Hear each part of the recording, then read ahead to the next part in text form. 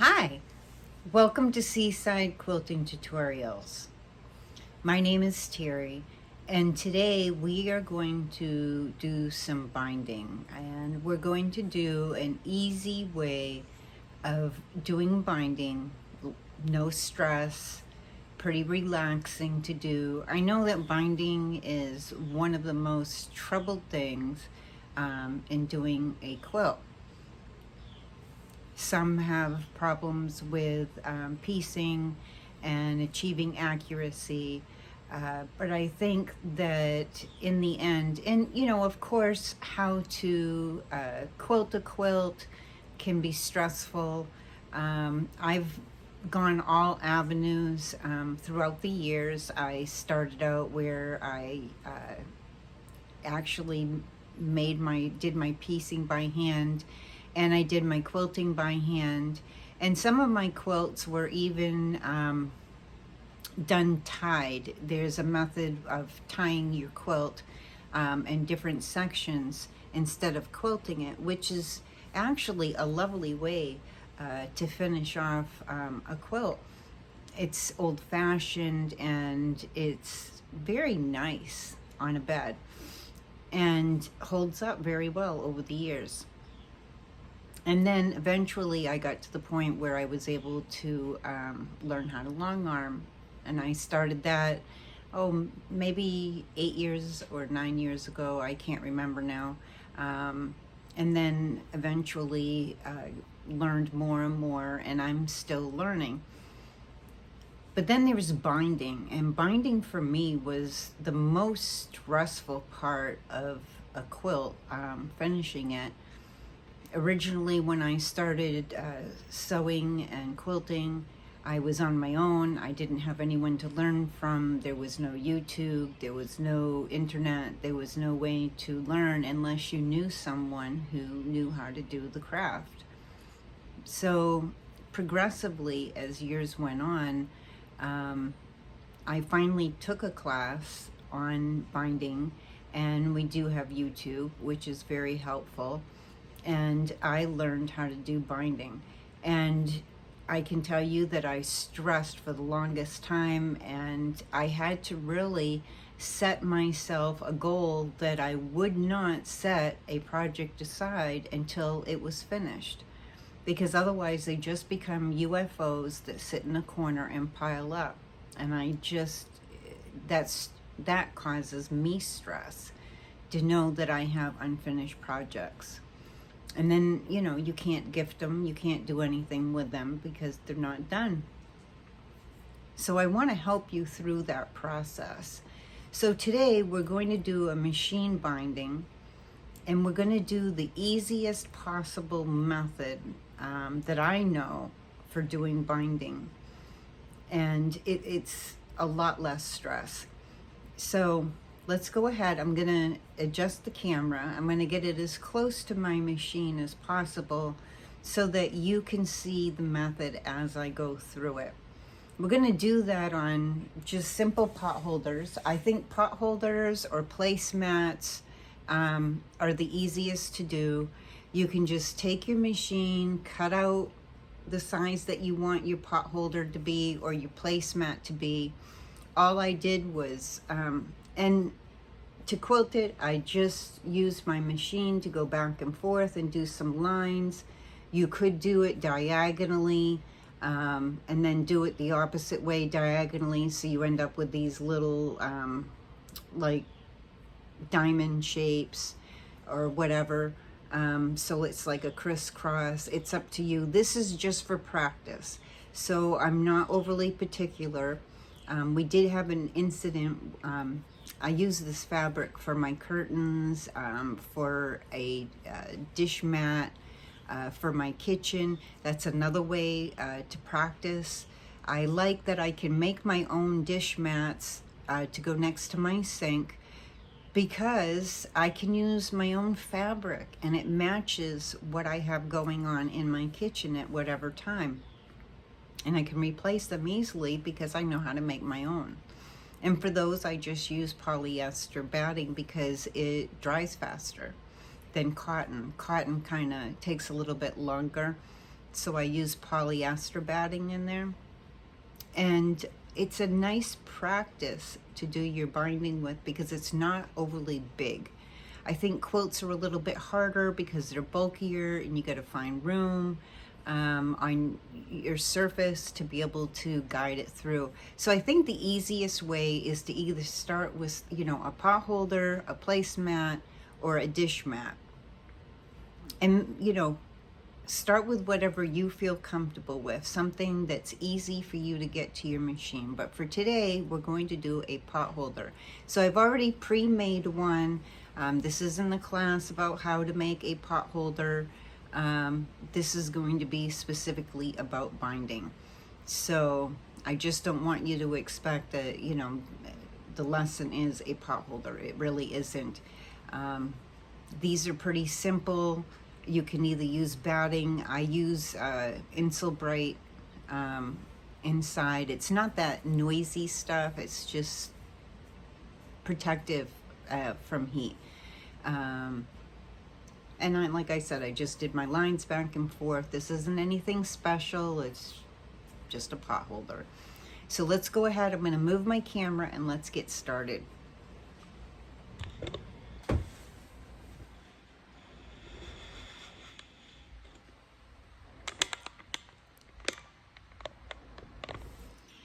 And I'm going to adjust this just a little bit more. I want to get as close as I possibly can because I really want you to be able to see the method that I'm going to be doing. So the first thing that you're going to do is you're going to cut strips for your binding, okay? So these, I cut mine at 2 inches. I like a little wider binding. For pot holders, some people like to use 1.5 inches or maybe smaller, but I think it's going to be easier for you to work with if it's 2 inches. Now on a quilt, I use 2.5 inches. Some people on quilts use 2 1/4. I like 2.5. I like the wider border, binding rather. So that's just me. And then once you cut your strips, you'll cut your selvage off. I've already pre-done my strips. Then you just fold them in half and you press. And you'll just do that the whole way across your strip. Now I'm going to post in our group. We have a private quilting group called Seaside Quilting on Facebook. And I'm going to post in there the math that you would do to have exact sized binding for a quilt. And it's pretty simple. For a quilt, this is a smaller project, but for a quilt, you would measure your width and your length, add those together, times it by 2, add 10 because you need some extra to be able to connect your binding. And then once I have that, I divide it by 42 or whatever my width of my strips are, you know, the length of them are. So if some companies have a longer width and some shorter, but once you cut the selvage off, even if it's 44 inches or 43 inches, you're going to end up with about approximately 42 inches. I usually just divide it by 42. And then that tells me how many strips I'm going to need to go around my quilt. And I'm going to post that so that you can download it or you can copy it into a book. I recommend to keep a book of tips and hints and measurements that you need. I have some nifty little books that I purchased a little while ago, and I keep things in there. I have this in my memory of how much binding I need. Now, I didn't bother with that today because I know I can cut it when I get there. So when I start out, you're going to, for machine binding, you start with the back side. Now, for my pot holder, there really isn't a back side. They're both sides are the same. But if you're with a quilt, you're going to have a back and a front. For machine binding, you will sew your binding to the back first, and you will do it at 1/4 of an inch. Now you need to leave some extra. On a quilt, I leave about 7-8 inches up to 10 inches extra that will hang. So if I was doing a quilt, I would have approximately a piece about this extra that I don't sew. It just hangs off to the side as I go. So I would just leave it, hanging, and I would start sewing right about here. So you want your raw edges. Your folded edge is going to be towards your quilt. Your raw edges are going to be toward your raw edges of your quilt. Now I'm not going to leave as much because I'm not going to need as much, and I'm going to go the longer on the side. I usually start on the side of a quilt or a project that I'm binding because the length is a little bit longer. These pot holders are just 6.5 by 6 inches approximately. I trimmed some off after I put my batting stuff in there, just to make sure that it was even, because as you quilt, some gets popped out. So I just wanted to square it up a little bit. I'm not overly concerned with pot holders. So I'm going to leave about this much because it's going to leave me some room. On a quilt, I start about midway on my quilt, or at least about 10-15 inches or so away from the corner. You try, if you have binding for a quilt, you would have attached several of these strips together so that you have enough length. You just want to try to make sure that a connected piece with a seam doesn't end up on your corners where we're going to fix them so that they're mitered. Sometimes you end up with them being there. Sometimes it's hard to know ahead of time. You can kind of go through and clip and see where things end up and adjust it a little bit. But there are times when it ends up on the corner. It's unavoidable sometimes. Most of the time I've been able to evade that. So we're going to start about midway on here, and we're going to sew our binding 1/4 of an inch. So what I do also, let me get a chalk pencil here. I measure, so I'm going to start right about here. I measure from the edge 1/4 of an inch. Now you can use a ruler, or you can use one of these seam gauges. The seam gauges come in pretty handy. I like them. I have one at my sewing machine, and I have one over at my ironing station. So I'm going to measure 1/4 of an inch from the edge, and I'm going to make a mark on my fabric, and I make it go all the way across my binding because this is it brushes off, it'll wash out. It's not a big deal, but that's where we're going to stop our needle, is at that 1/4 of an inch. And then we're going to sew off diagonally. Now you don't need to mark that, the diagonal. I'm going to show you how we do that, but you're going to sew up to this line at 1/4 of an inch. And when I get down to the next corner, when I get close, I'm going to mark it again so I know where to stop.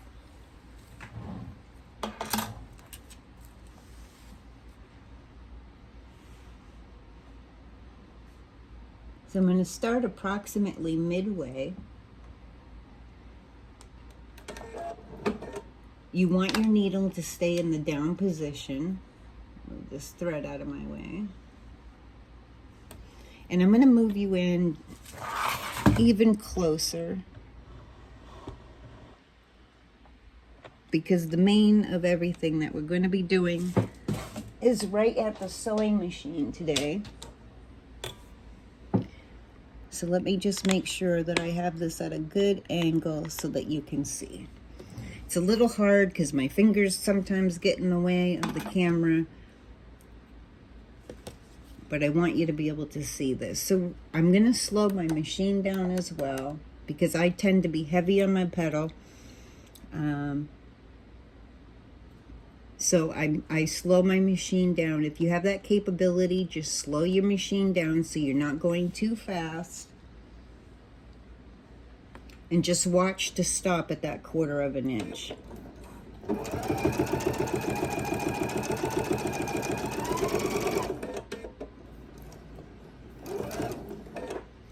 And then you're going to twist this until, let me find something to point with here. I got everything going everywhere. I need to clean up my sewing area. I've been doing a lot of sewing. So we're going to twist this until right here we can see that the corner of our quilt or whatever project you're binding, that you can see the corner of it right here and that it matches up pretty much with the needle. I'm using 2.0 stitches and at a 1/4 of an inch. So I'm going to sew out to that corner. And then I'm going to cut my thread. So whatever your method is for cutting your thread, my machine, I just hit a button and it cuts my thread. If you have an older machine or a machine that you need to cut it on the side with a little cutter over here, go ahead and do that. And I'm not worried about those threads because they'll get tucked in. I don't want to cut them right now because then they can unravel and it can become a problem. So I just leave them dangling for now, okay? So what we've done so far is we've done our 1/4 of an inch. And when we got to our 1/4 of an inch marking, we sewed off diagonally towards that point, just like my marking. Okay. So now this is the tricky part that sometimes is difficult for people. So I want to make absolutely sure that you're being able to see the method. Okay. Let me see, I have a safety pin around here somewhere. So you're going to fold your fabric. See, I got to do it from this direction. So you're going to fold your fabric up. And I kind of finger press it. So you have a diagonal here and it's straight up. You want to fold your strip. So let's do it again. I want to make sure that I'm getting this into the camera. So I'm going to take my fabric and I'm going to fold it so that it goes straight up. So it will be straight on this side. And you will see the diagonal coming from that corner where you sewed off. And that's why I like to go off at a diagonal. Some, just cut it ahead of time or just sew off straight. I like to sew off at a diagonal. It makes this fold a lot easier. And then I just finger press it. So at this point, this is what it looks like, okay? It's straight on this side and it's diagonal here. So now for my next fold, you can hold your finger there, or some like to use a pin. A safety pin is kind of nice. I'm going to fold this straight down now.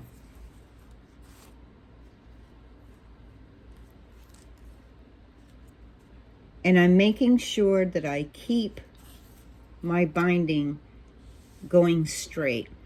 So now I will be able to start sewing right up here at 1/4 inch, and I'm going to sew until I get to my 1/4 inch for the next corner, okay? And when we get about midway and I know that this is stable, holding in place, I'll make my marking of where to stop on the other end. So I just want you to see, I'm gonna move my light in a little bit better too.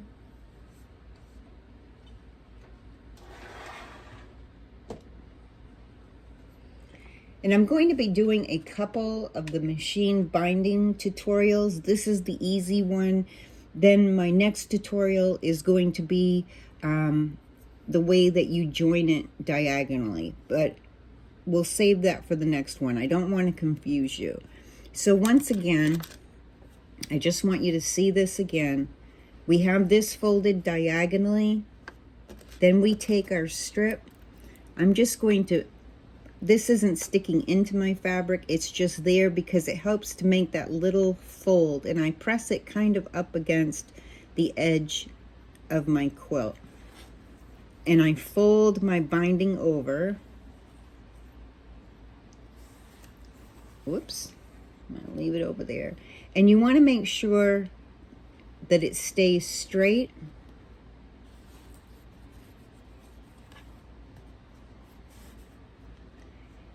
And that side over here where we folded it is tucked under here. So that is at still at a diagonal. It's a straight fold down. And now we have folded this over. And we're just going to hold that in place and put it back under the machine.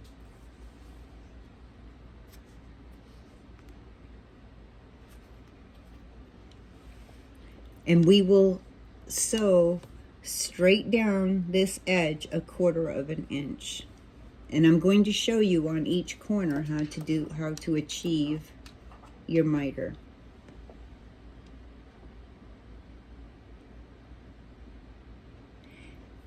And when you sew, you're going to want, and it's actually easier, if I can find a piece here. It's actually a lot easier for some people if they use a beginning piece of fabric. So I just use like a little junky strip of selvage that was cut off something. And I use that as my starter piece. And I sew that right up until my needle is right in the edge of that. And it just makes it easier for me to place this in and up to the needle so I can start sewing directly onto this.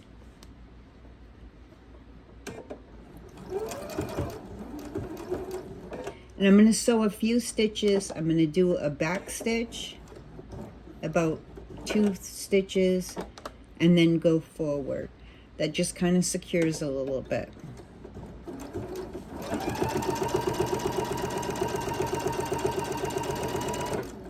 Now I'm about midway, and I want to make sure that once again I measure and mark my 1/4 inch from the edge.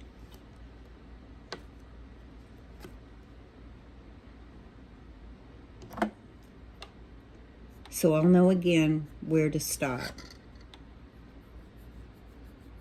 And I make the line all the way across just because sometimes it's hard to see when it's under here. If you only do on the edge, it can be hard because your foot is covering up this side. So I just do it all the way across. And we're going to sew up to that point, and we're going to stop right on that line.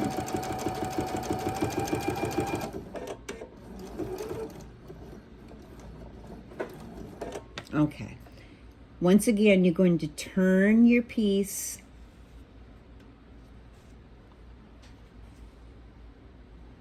until you can see that the corner of your fabric is matched up with your needle. And you'll sew diagonally off. and cut your thread.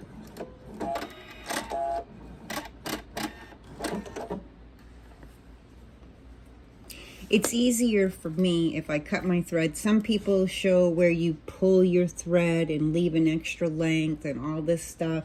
I don't like to do that. It makes it easier for me if I can just take it away from my machine and do my fold.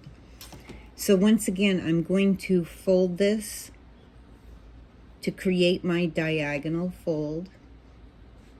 I'm making sure that this side is straight when it's folded, and that this edge up here is right to the corner of my fabric.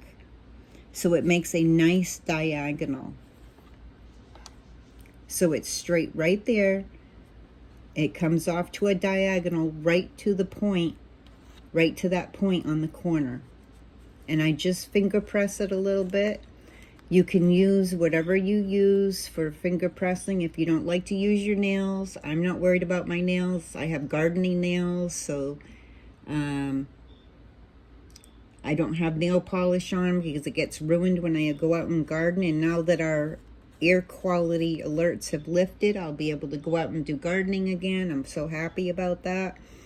Okay, so we have it folded. This is straight, this is diagonal. And we're going to put our safety pin so that it leans right up against the edge of your quilt. And I'm going to fold my binding over.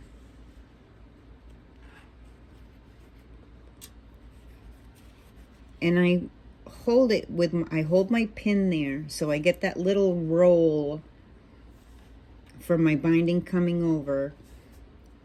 And then I can just slip that out and hold it with my finger. And I can see that this is straight, that my fold underneath is underneath and lined up with this edge. And now it's nice and straight. And my fold is right at the edge of my quilt, or whatever, you plot holder or whatever. I'm just saying quilt because usually that's what I'm binding is quilts. Okay? Make sure that's nice and tight. Hold it with your finger as you bring it back over to your machine. I'm going to clip off my starter piece.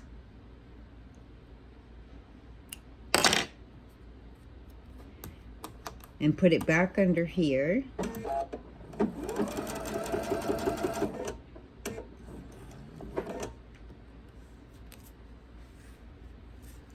And I'm just going to hold it as I slide it around to get it back under my needle. And that starter piece really helps because if you have your thread there, sometimes it jams on the edge. And I don't like that to happen, or puckers underneath. And so now we're going to sew again 1/4 of an inch down this side. And I'm going to stop again right about midway.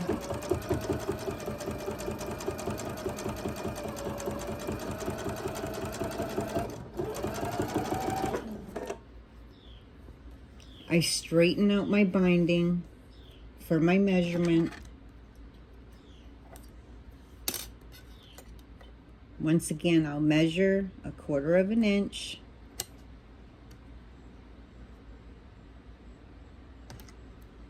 I'll make my mark so I'll be able to see where to stop. And now I'm going to sew up to that mark, and I'm going to stop right on that chalk mark.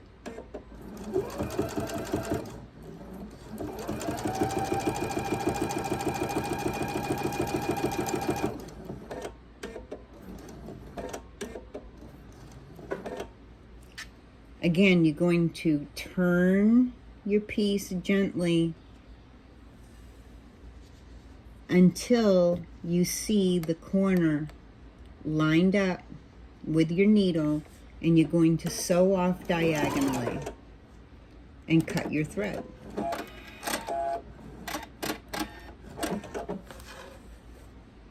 Okay. So here we are once again. We've sewed off diagonally. We're going to do, our diagonal fold. So you just kind of it's like this while you're sewing. You're just going to kind of easily lift it up until it's straight right here and on this edge, and it's at a diagonal to that point, and just finger press it. Take your pin. You could even use an old needle that you're discarding from your machine. Just set it in there so it kind of creates up against your edge of your quilt. You can hold this side, you know, the point of this side with your finger, and you're going to fold your fabric over and make sure that it comes down straight.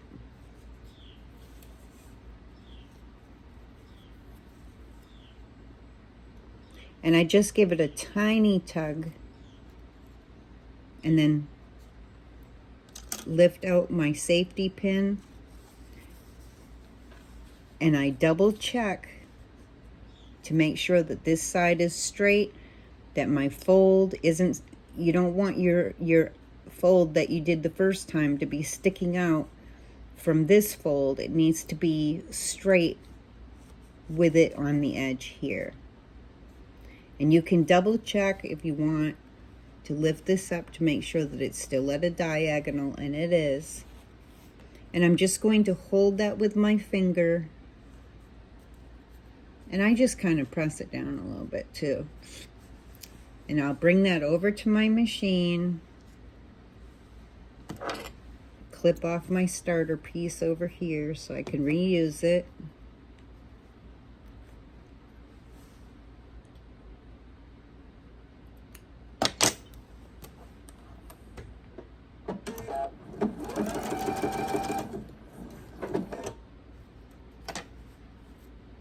And then once again, I'm going to put this in, and I'm going to sew 1/4 of an inch down my side.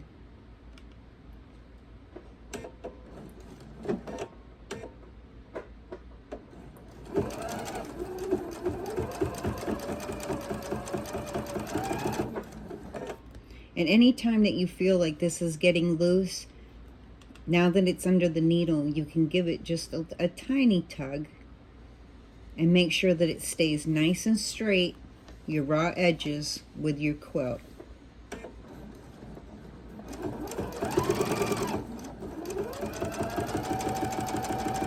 And we're a little bit around halfway, so I'm going to make my mark. This is our last corner. I was trying to see where I put my gauge. Once again, we'll measure for that 1/4 of an inch. We'll make our mark so we can see where to stop. Now, I'll be honest with you, now that I've done this so many times, I pretty much can see where I'm at for a 1/4 of an inch, and I don't need to make my mark anymore. But until you get to that point, while you're practicing, I always recommend to make that mark.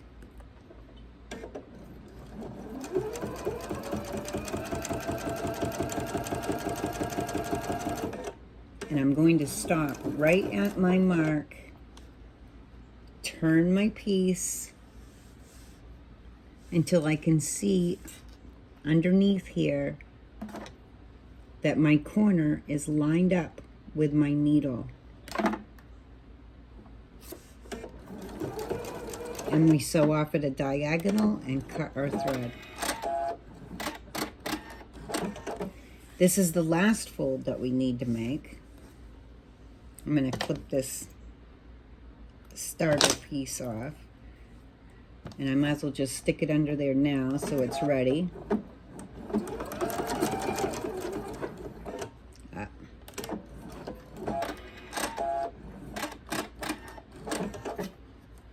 See how that bunched up a little bit underneath my needle and it's all kind of muffed up? I'd rather have that happen on my starter piece than to have it happen on the piece that I'm sewing. That's why I use a starter piece. There we go. So once again, whoops, I'm on this corner. Keep my corners straight. So once again, I kind of hold my fingernail, or you could use like an awl, and I kind of hold it at that corner as I'm folding this up. I'm making sure that this side is straight and that this goes off to that corner of my quilt. So it's a nice diagonal, and finger press it, okay? Don't judge my fingernails. I know they're bad. They'll end up getting cut this weekend anyways, because they're getting a little too long for my projects, and especially too long for my gardening. So I'm going to hold it right there for a second. Get my pin. I'm using a safety pin. I like that it's a little fatter. Sometimes I'll use an old needle that's sitting in my pin cushion over there.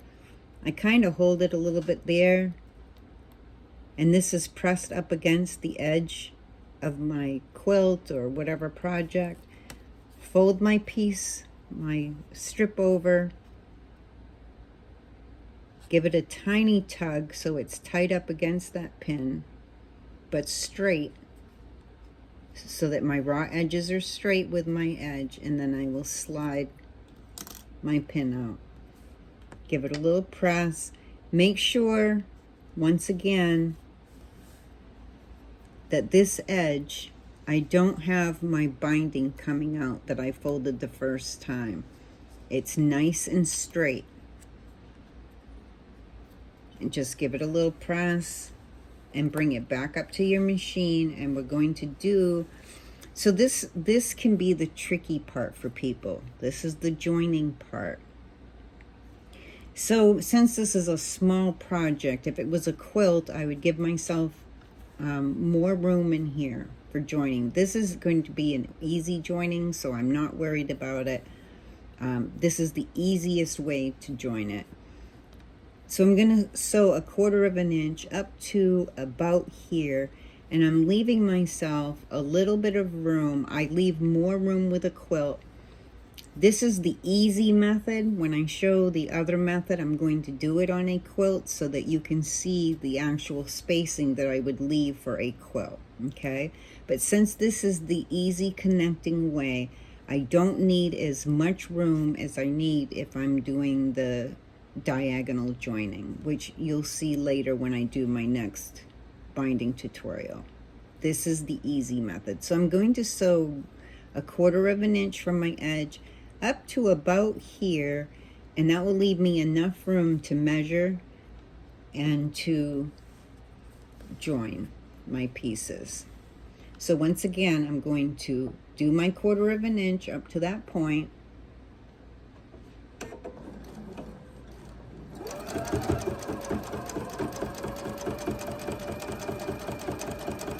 I'm kind of sitting at corner-wise, so it's a little difficult, but I want you to be able to see what I'm doing in the video.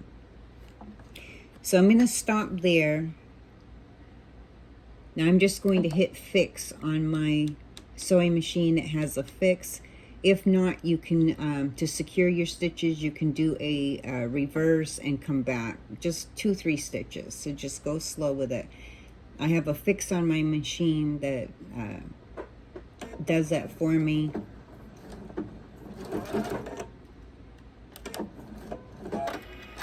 And then cut your thread. Okay, and I'm going to clip off that beginner piece because I don't need it now. Okay, so now I've left myself a little bit of room. I would, of course, leave more if it's a long placemat or a dish mat thing. So now I'm going to snip this piece right about here. I'm going to take off that excess. So just do a straight cut there. Then I'm going to bring this piece down. And since my binding is 2 inches wide, Now I have that snipped where I want it. I'm going to measure, just so that you see, this piece is laying flat. I have this up against it. And I'm going to bring it just so that I can see the edge of my ending of this side, okay? Just so I can see it, so I can measure. And I'm going to measure 2 inches from that piece. Now, if I was doing a 2.5 inch binding on a quilt, I would measure 2.5 inches and cut it. We will go over that when we do it on a quilt. But for now, we're just going to measure from that piece that I cut 2 inches down.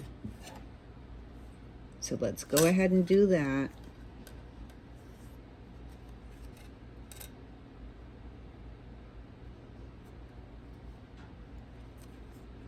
I'll scoot my piece over a little bit so that I can see where my 2 inches is. And I'm going to do a little mark there so I can see where I need to cut it. And now I will cut this piece.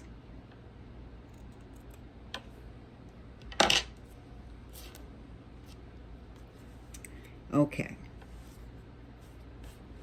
So now I'm going to do a little tuck. So you're going to open it up. You're going to open your piece up just like this, and you're going to roll your fabric in about 1/4 inch.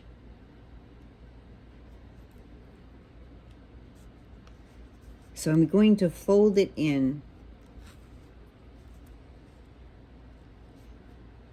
about 1/4 inch.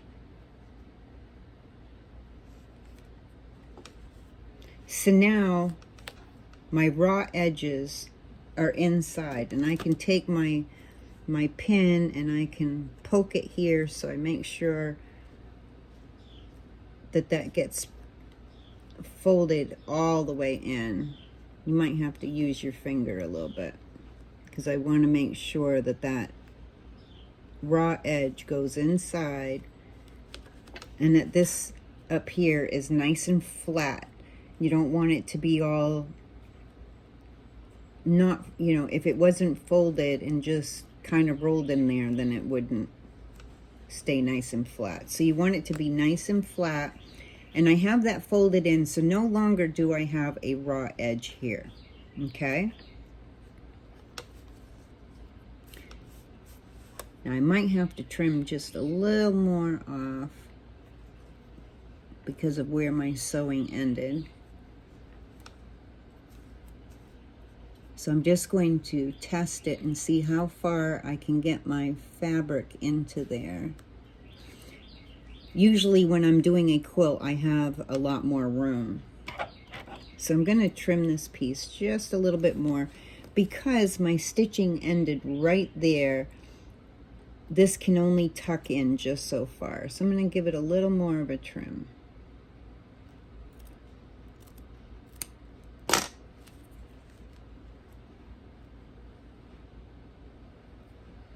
I have a garbage can someplace here. There we go. So now this piece with the raw edges, I'm going to open this up a little bit, and this is going to tuck inside. And I'm going to make sure, I got to turn it in my direction so that I can do it. I'm just going to take my pin and I'm going to press it up against inside to make sure that that fold gets nice and tight.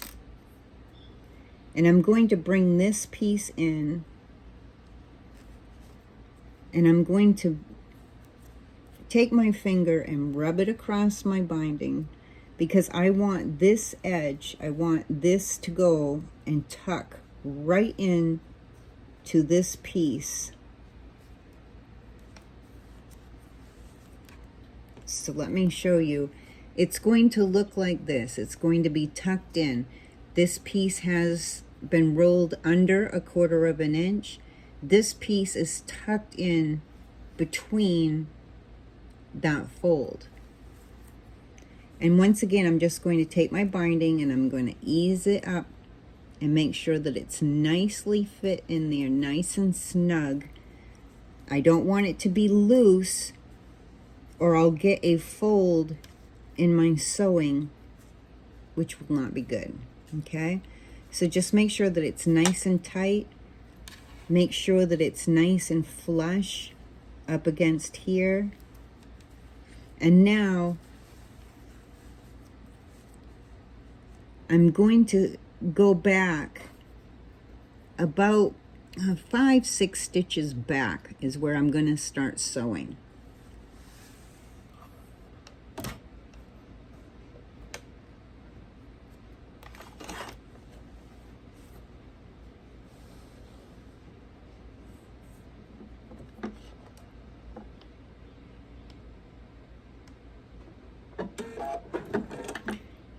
And you can secure your stitches, go back and forth, or use your fix on your sewing machine.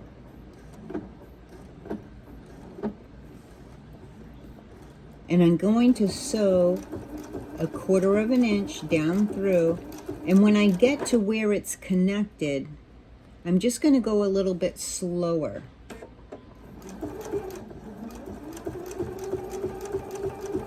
And I'm going to sew past about 5-6 stitches past where I had started my stitching when we first started sewing this. Get that thread out of my way.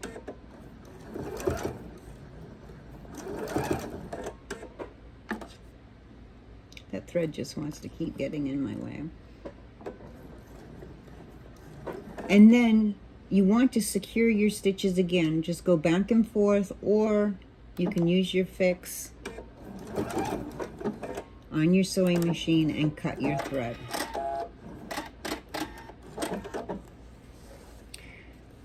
So now we have our piece is tucked in, so it looks like this.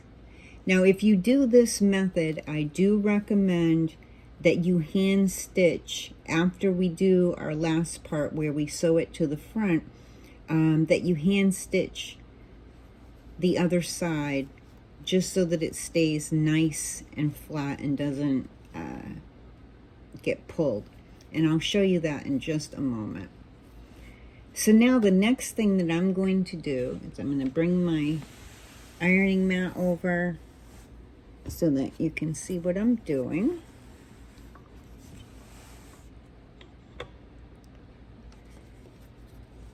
So now our piece looks like this, okay? We have each of our corners. They don't look mitered at the moment, but when we fold this out, they'll look mitered. So I'm just going to take my pieces and I'm going to finger press outward. So it rolls up against my binding.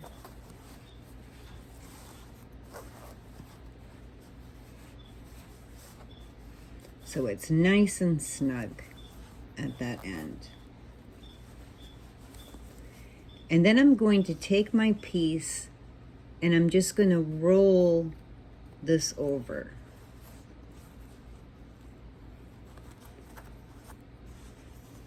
So now we have our little mitered corners.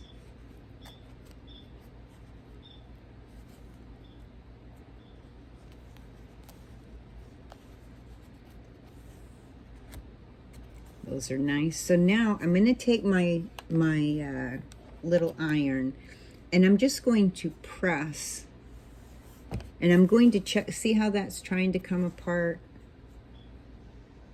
I'm just going to snug that in there. You could even put a little clip to keep that together for now.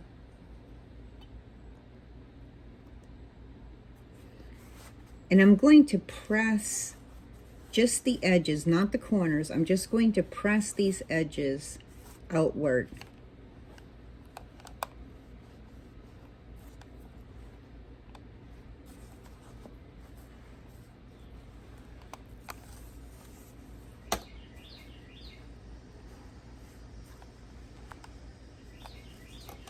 It just helps when you're trying to roll it on the other side to get that little press in there. Okay. So now we're going to flip it over, and this would normally be the top side of my quilt. So I've done the 1/4 of an inch around, and I'm going to snip some threads here. Most of them can get tucked in as I'm binding, but any threads that are long, I just go ahead and trim and clean it up a little bit.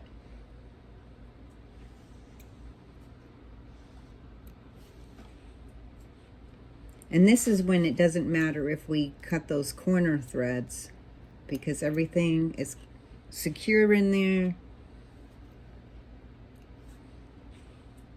Okay.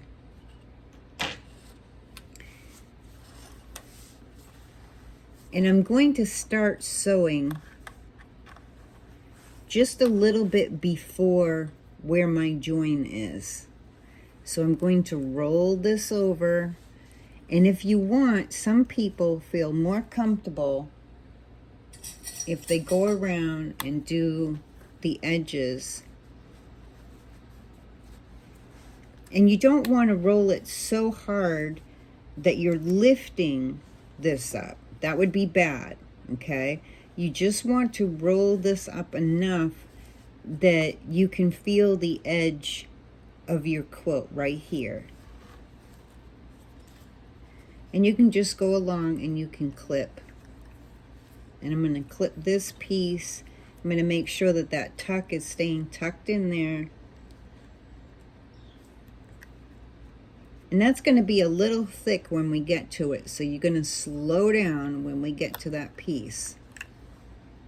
And I'm going to show you afterward how to more secure that in there. And so each side, if you want, it's up to you. You can do it as you go, but I think in the beginning it's easier if you roll this over and give it a couple clips to keep it flat as you go along.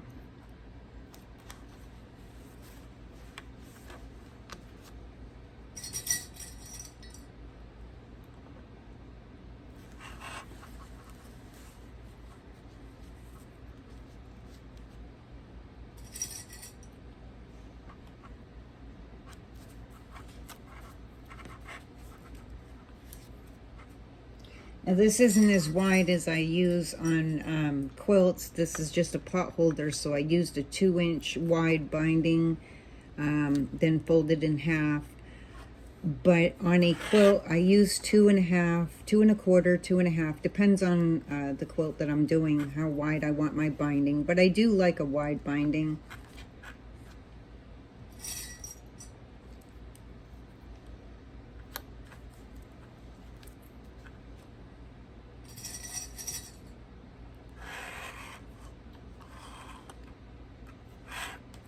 Okay, so now we're ready to begin our sewing. And we, like I said, we will start, we're going to start just a little bit before where we did our join. So now we changed the foot that we're using. Before I was using my 1/4 inch foot with a guide. Makes it easier. That's my preference. You could have used a 1/4 inch foot. Usually these come with your machine, but if you don't have one, let me see if I can get this up against something so that you can see it a little bit better. It has all your markings on it. Usually these come with your machine, but you can also purchase one. This is your straight 1/4 inch foot. I like to use the one that has a guide, so I can go into a scant 1/4 of an inch. That's my preference, is to use this one.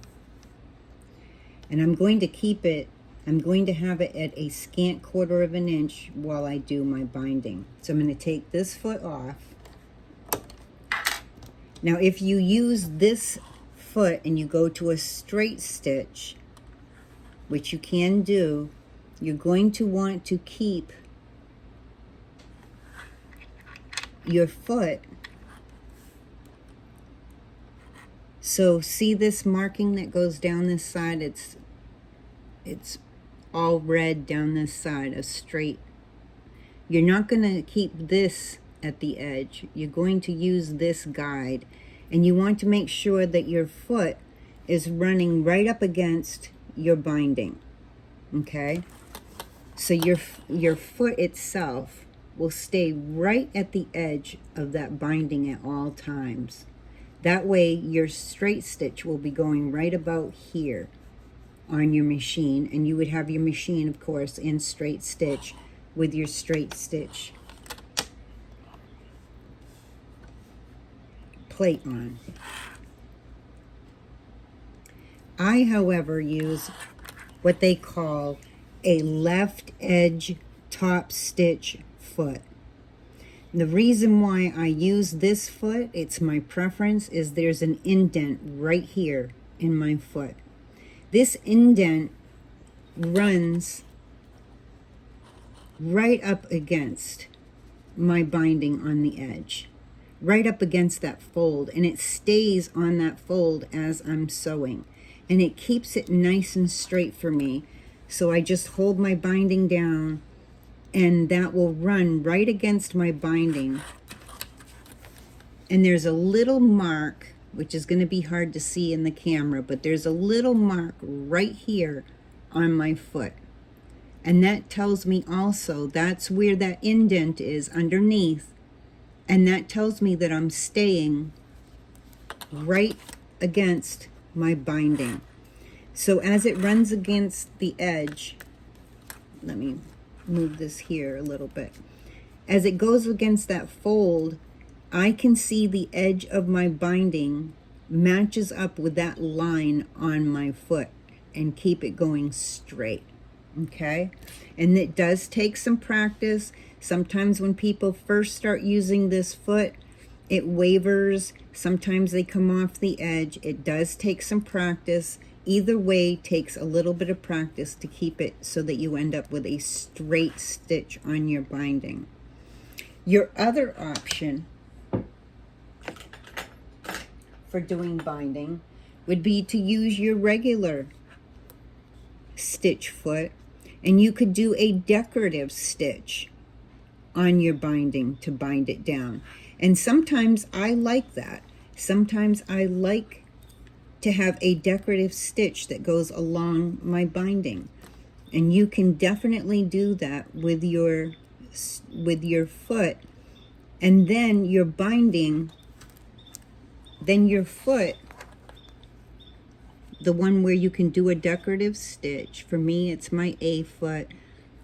Every machine has a different one, whatever the name of it is, and you can see I've got a wider space in here so I can do a decorative stitch.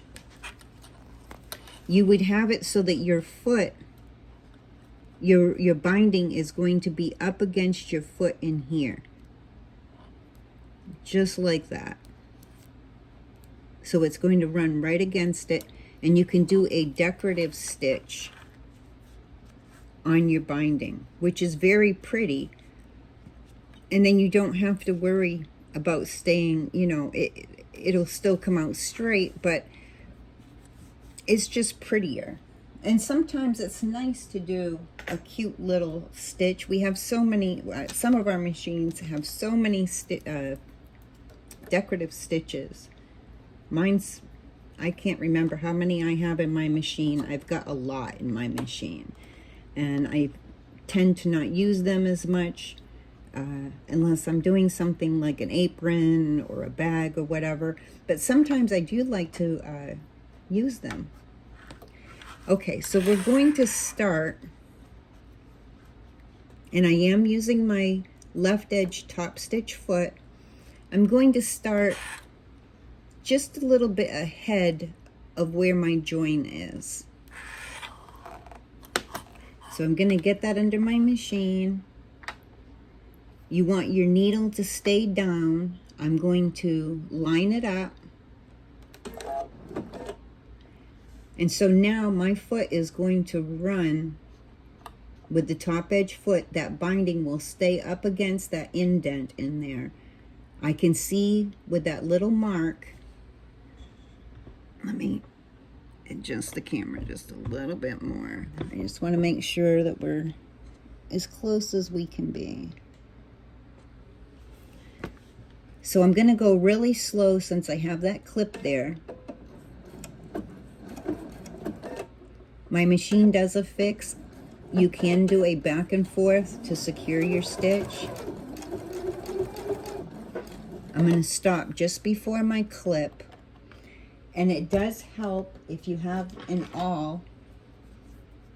It's just this pointy thing. You can use anything. They have what they call the purple thing that you could hold it down with. You could even use the edge of your seam guide. If you have like a point there, you could use that to hold it down. You could even use your seam ripper. Instead of having to rip something, you can use that point on your seam ripper to hold it down. Whatever you have that's best to use. I'm going to take that clip off. And the reason why I want to use my awl is I'm going to take and hold this piece, and I'm going to poke this section that's going inside of that other fold to make sure it's nice and tight. And then I'm going to hold this down with my awl as I have it get up to the foot. You never want to get your fingers close to your needle. It's dangerous. Never, ever, ever allow yourself to think that you can get close, because sometimes if you're tired or whatever, people have ended up sewing their finger. It is a nasty thing to have happen to you. It can take quite a while for it to heal. Don't ever think that it's okay. Use an awl. Use your seam ripper. Use something to hold your fabric to get it up to where you need it towards the needle. The worst thing that can happen if you got this too close, it will damage the needle, and it can even damage the tension in your machine. But it would be better if that happened than if it happened to your finger, trust me. I just never get my awl close to my needle. Now once it's close enough that I can feel that my foot is on it and holding it down, I take my awl away. I'm going to take my next piece out, and see how I have this thread sticking up right here. I'm going to tuck that. Any threads as I go along, I just fold them underneath. I just tuck them in there underneath my binding. If it's too long, which this one is aggravating me, I'm going to give it a little clip. And I can see there's a couple here that are going to end up aggravating me. So I just clip them and get them out of my way. The smaller ones, I just tuck them underneath my binding. No one's going to see them. No one's going to know that they're there. Just give them a little tuck. And once again, I'm going to hold my binding up here so it stays nice and straight as it's going through my machine. And I'm going to hold the other side of my piece over here with my other hand. And I'm going to go slow through that section because it's thicker. And when you first start doing binding, it's good to go slow. Now I'm going to sew this until I'm right about there up to my corner, because I've got to fold that corner so that I get a mitered corner. So once again, I'm holding it with my awl until I get right about that point and I stop. Now when you fold your binding at this point, do not start with your right side. If you start with your right side, you end up with what they call a camel toe, and it does not look pretty on a quilt. You first want to fold this corner. Let me see, use my awl here. So you're going to flatten this out, and you're going to bring it over nice and flat right to that corner and hold it. And then your right side folds over. So I'm going to cut this because I want you to see how this is getting folded, okay? And you could have stopped a little bit more back than I did, but you're going to just you can either use your finger or you can use your awl and just run it across until you can feel that it's nice and straight and you got it rolled right up against the edge of your quilt over here, or your pot holder, whatever. And I'm going to hold that in place with my finger, and then this piece here, is the right side, is going to fold over. And I'm going to get my awl in there because I want to make sure that this piece comes to a miter. And I'm holding it down. I want to get that just a little bit better. It's a little bit harder on a small piece like this, actually, for me. I'm going to hold that down with my awl. But you want to get this side. I think I can do it at this angle for you a little bit better. So I'm going to use my awl to pull that piece underneath because I want it to be a nice fold from this corner diagonally over, so I get that miter. And it's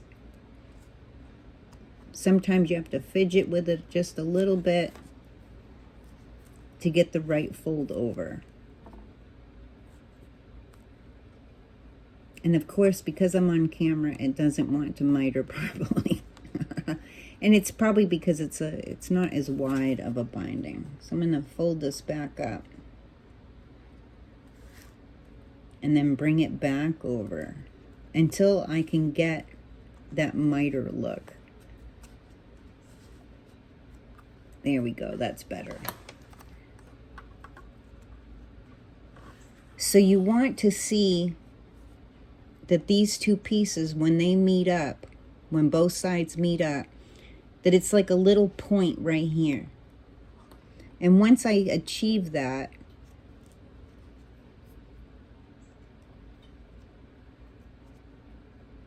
I'm going to hold it with my awl so it stays in place, and I'm going to sew right up until my needle is stuck in this edge of this right side over here.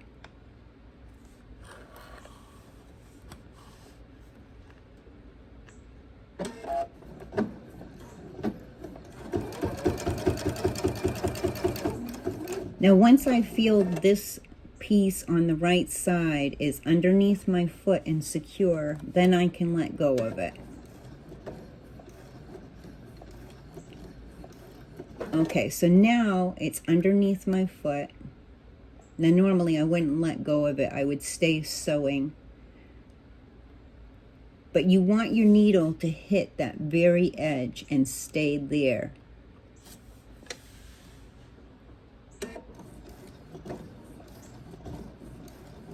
And I'm going a little bit slower so I can see where my needle is going to land. And it's actually just one stitch that I went past the right edge fold. And then I'm going to turn my piece. And when I turn it, because I stopped right in that corner, now my binding piece lines right up with that indent underneath my left edge top stitch foot and that line, okay? Now if you're using the 1/4 inch foot, when you turn it,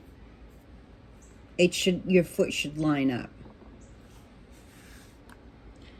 So I'm going to do my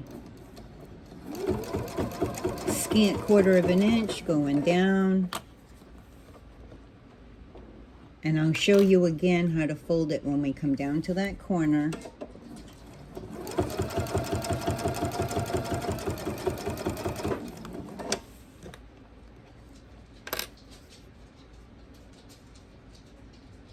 And I do a scant 1/4 inch when I do my binding because there's less worry of me ending up going over my edge. It leaves a little more of a flap on this side, but I don't mind that. You could stay at a 1/4 inch if you want, but then you just got to watch to make sure that you didn't sew on this side of your binding. It's got to stay on that side. And I'll give you a little view of that in a moment.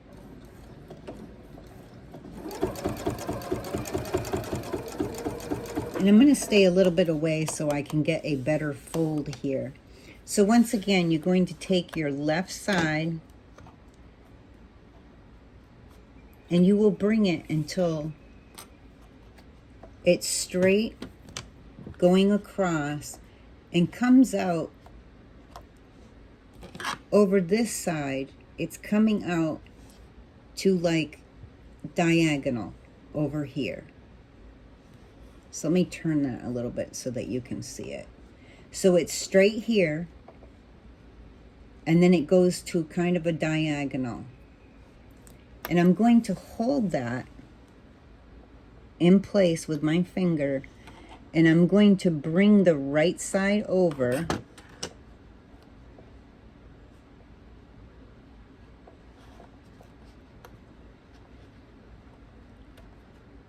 until I can see that I have that miter right there. So this is at a diagonal, and my two pieces are lined up so they come to a point. So it will look like a point coming from your fabric to that corner. It's going to look like a little point right there. So this is all, you know, staying diagonal, and I'm going to hold that in place with my awl. Now that I have that once I have that diagonal, trying to get it to hold down. And I'm going to hold that down, tuck under any pieces of thread.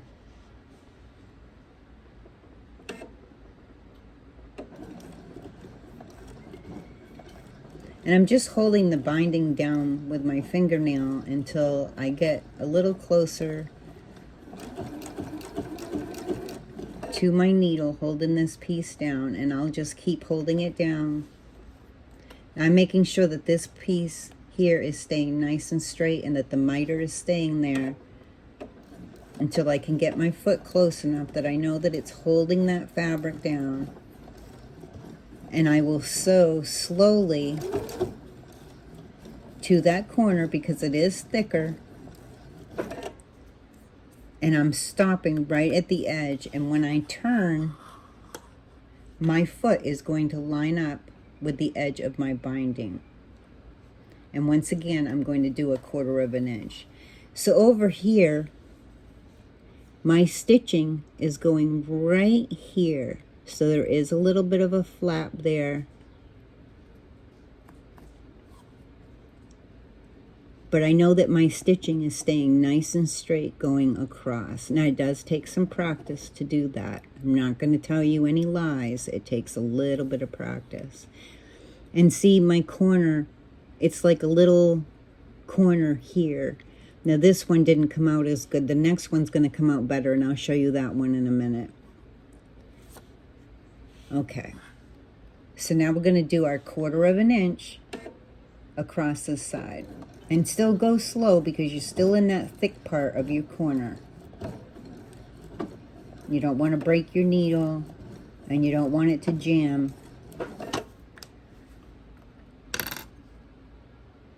And I'm usually I use my fingers holding this down, but I don't want my fingers to be in the way as I'm doing this, so I'm holding it with my awl.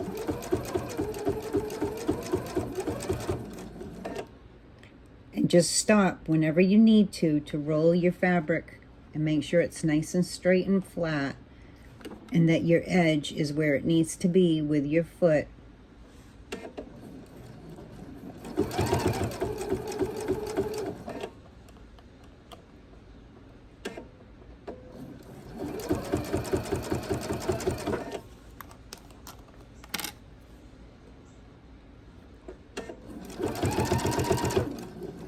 Okay, and I'm going to stop ahead of time once again, tuck in any threads.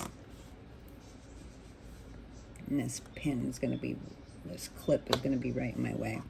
So once again, I'm just going to take my awl or your fingernail and roll this piece over. You could even use your safety pin or a needle and put it in that corner. Actually, this works a little bit better because this gets into that roll, and then I can roll my piece over like this, and I get a better miter by using a safety pin in that corner. And once I get it there, then I can take my awl and hold that in place while I'm sewing.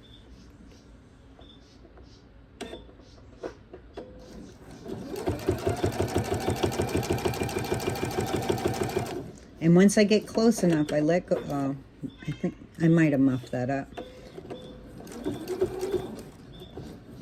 And right till I get to the edge of that right side piece, very, very close. You could go one stitch over it, and then I turn my piece. And so up in here,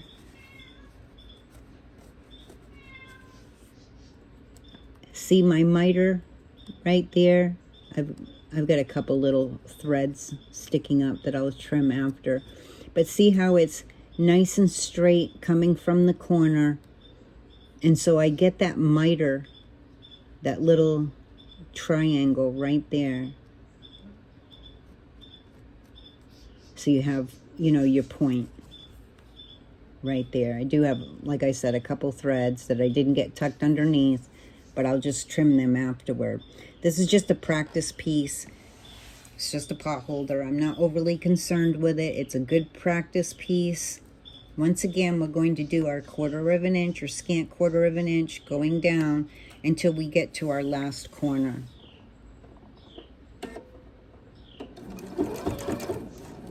Now, the nice thing about having a video is that you can play this, you can reverse it, you can stop the video until you get to the corner, watch the video, and then do your corner. And that's how I practiced, was I had it recorded, and I just kept practicing and practicing until I could get my lines straight for my border. And then once I was able to get it straight doing it this way, then I practiced with some decorative stitching going along my edge. Now, for some people, the decorative stitching is easier. And that's fine, because it looks pretty. It'll be cute.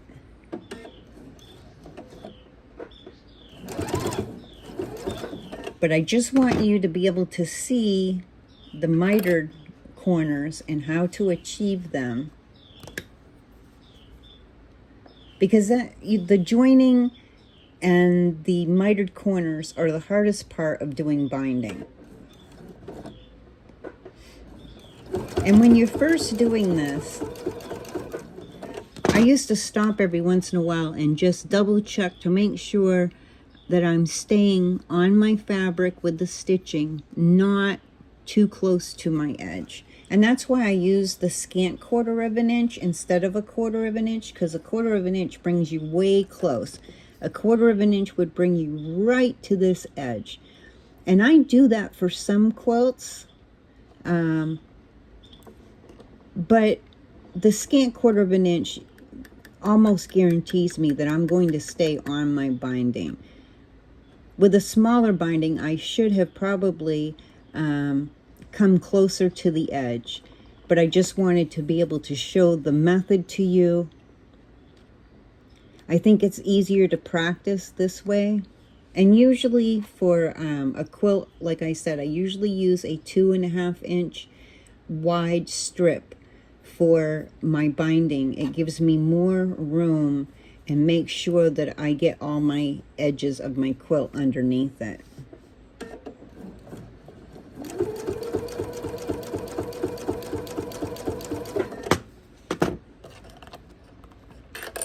Okay, and we're coming up to our last corner.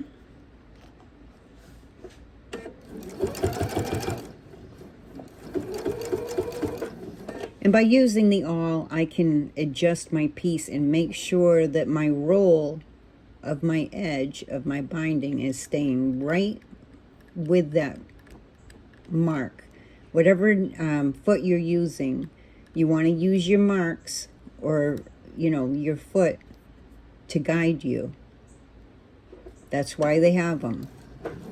Okay, so we're at our last fold. I'm going to clip this thread, my starter thread, off because I did secure my stitches, so I can trim that off. Once again, I'm going to, and you can use your finger to make sure that it's straight with this side. And then I'm going to take my safety pin, because actually the safety pin works much better. This is what I usually use to roll this over. And I'm just going to pull that up a little bit to make sure that it stays straight. Then I'm going to roll this in like this, tuck it in, and I can feel the edge of my quilt right in there. And then take this and roll this over the right side. Roll it over to the left. Then I will take my awl and hold that in place. And see how I've got my miter right there. I can see that I've got a decent miter. So I'm just going to hold that in place and do my scant 1/4 inch down to that corner.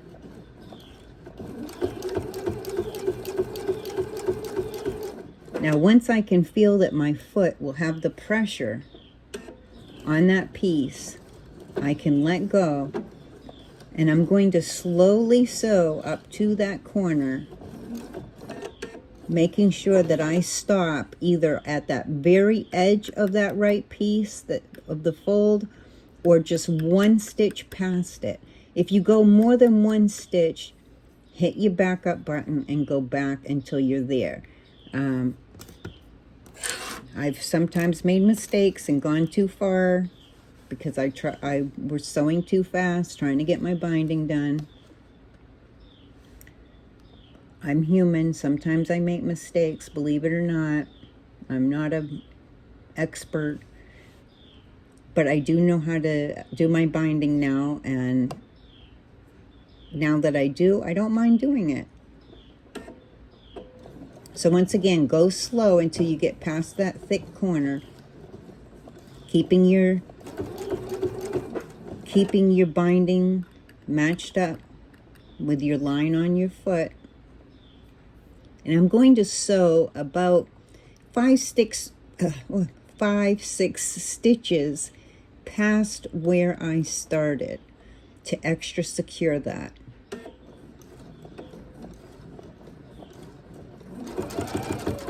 Now you may want to do the back and forth to secure your stitches. Like I said, my machine, I just hit a button and I have a fix. And so it will secure my stitches for me.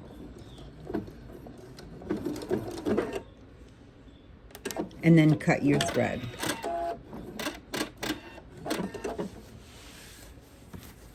And I can trim those little stitches off the back because I know that this is all secure.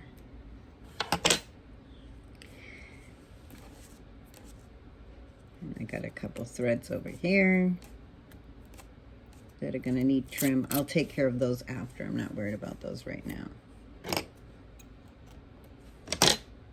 Okay. Now,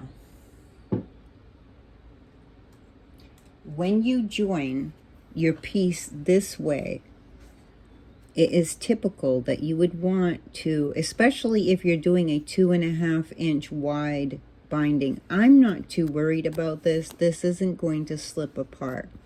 But if I was to do a 2.5-inch wide strip for binding on my quilt, where a quilt gets used, well, pot holders get used a lot, but I'm less worried about it with a pot holder. But I'm going to show you what you would do. So I have my thread and my needle, and I've made a knot at the end. And I would bring my needle up inside, right up to where that fold is. I want that knot to be inside. And then I'm going to tuck that piece in there, so it's out of the way and it's going to be nice and secure, and you can't see the knot. See how I have that? And then I'm going to take my needle and I'm going to bring it into my piece at the top, right to the edge of that binding. And that will secure that knot inside. And then I'm just going to do a couple little tiny stitches to take and secure this.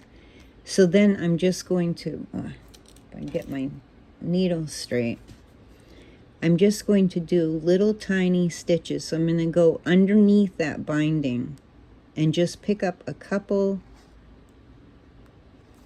fibers from that binding, and then come up in that fold and do a little stitch. And I only need it for this thinner because it's only 2 inches wide. I only need to do this a couple of times. And I'm just catching enough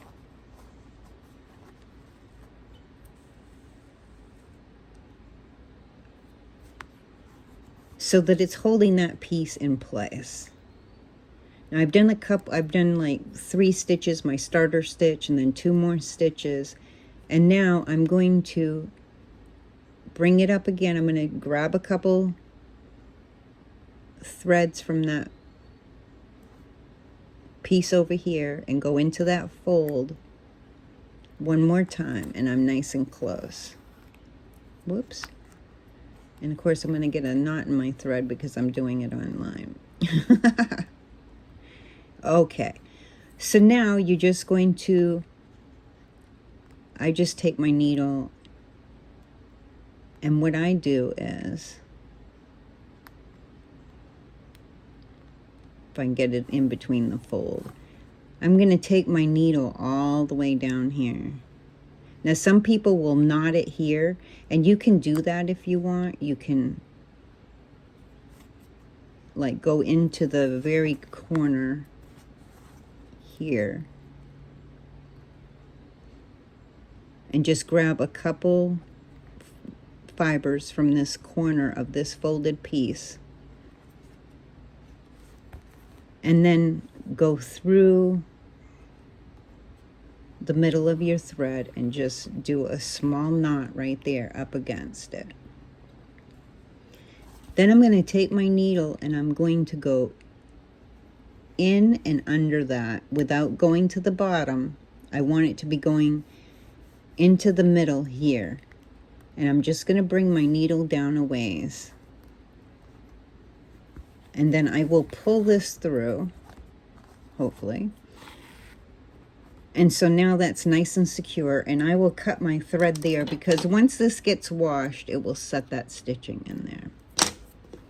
And so now it's hidden. You can't barely see. I mean, you'd have to get really close to see that little knot that I made there. It's not going in, you know, my pieces don't go into any kind of a quilt show or whatever, so I'm not overly worried about it. That will keep that little flap there nice and secure. You could also do it on the back side if you would like. So I could have started here and gone around up to this side, but I just wanted you to see the method of securing that little flap. This is the easiest way to do your binding with your mitered corners and your connection. And you do see a little bit of a thing here, but you know what? If this is easier for you, do this. It works, it stays nice and secure, and it's a lot easier. And this is a good way to practice your binding. So I hope that this tutorial will help. Just practice. You might want to make a bigger piece than a pot holder. I just happen to need a couple of pot holders. My husband accidentally left one in the oven underneath a pan that he didn't know it was stuck to. And so we smelled smoke and we went over and we found that my pot holder was all black. So I needed to replace it, so I decided that I would do the tutorial on a pot holder. My next tutorial where I connect at a corner and I connect my binding. I'm going to show you how to connect your binding so it's a long strip, and I'm going to show you a different way of connecting this side.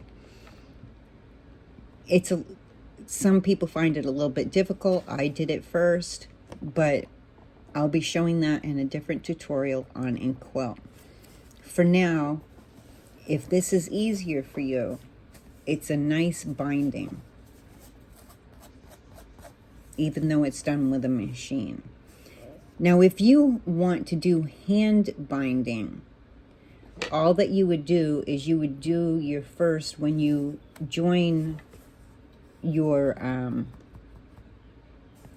binding strip, you would attach it first with your raw edges on the front, and you would fold this over to the back, and then you would do your stitching just the way that I showed you for this. You would do your stitching going down and across and connecting all your sides. It's that simple to do hand stitch binding. Okay, so that's it for today. I hope that you will find this helpful for doing binding. If it has, please give me a like on my video. And if you haven't subscribed, please subscribe. We would really love to have you be one of our members on our channel of YouTube. We do a lot of tutorials, tips, some sewing, some quilting. And so I hope that you will join us. And if you do subscribe, click that little bell next to the subscribe button, and you can set the notifications so that each time a new tutorial comes out, you'll get a notification, and you can decide if it's something that will be beneficial for you. So in the meantime, I wish you happy sewing, and if you have any questions, if you are in our Facebook group, Seaside Quilting, leave me write your question out, tag me, so that I can see that I have a question sitting there waiting for me to answer, and I'll do my best to get to you just as fast as I can with that help. You can also comment on YouTube. I try to check those about once a week to see if I have any messages. It's not as quick as if you're in our group, but I do try to check on those every few days to see if anyone's had a question or a comment. Okay, so go ahead and practice your binding, and I will be coming out with the next binding tutorial fairly soon. Okay, happy sewing and have a good day.